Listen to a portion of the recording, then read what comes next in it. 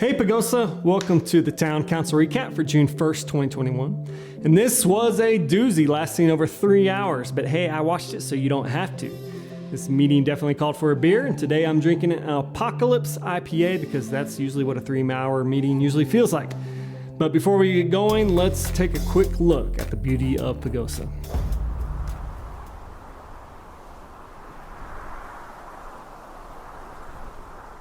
Man, I love this town and area. All right, on to the meeting. Nicole Pitcher and Madeline Bergen were absent for this meeting. First up was the consent agenda, where Plaza Liquor renewed their liquor license. On to unfinished business. Now here's where things start to get interesting. Item 1 was the second reading for Ordinance 950, which amends ground floor uses in the ODB and ODE overlay districts. This is the ordinance that prevents townhomes, condos, and residences on the ground floor facing the street. The goal here is to keep any street-facing property for business only. Residences can still be on upper floors or on the first floor if they are facing the alley.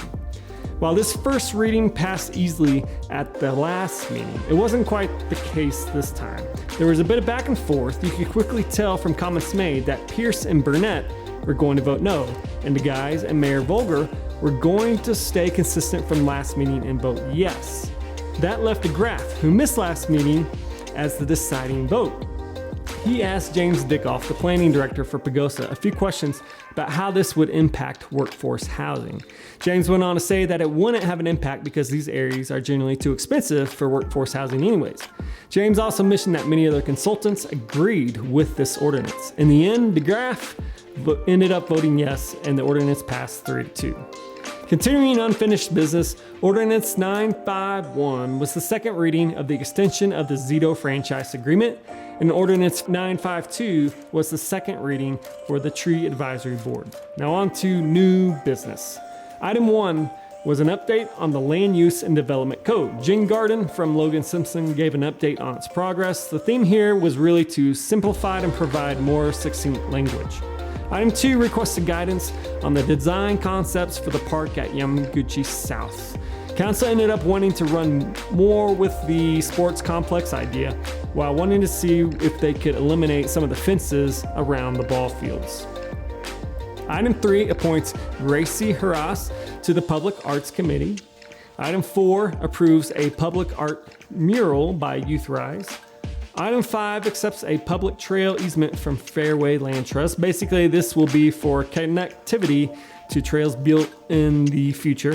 Item 6 was for an update for the survey regarding short-term rentals. Item 7 was for the approval and funding of the downtown parking plan. The town was requesting permission to spend about $24,000 for a parking study by consultant Logan Simpson. There was some confusion as to what this council was actually voting on, and they ended up voting twice, but in the end, it was unanimously denied. Item 8 was a discussion about the annual retreat, where the council will spend a day together with a facilitator to help iron out some of the more important issues facing our town. And there's also item 9 for housing discussion, which they want on each board meeting from now on, but nothing was really decided or discussed. And that was the meeting for June 1st, 2020. Thanks for watching. You just saved yourself from a 3-hour board meeting, all done in about under 5 minutes. Cheers, Pagosa. Hey, thanks for watching.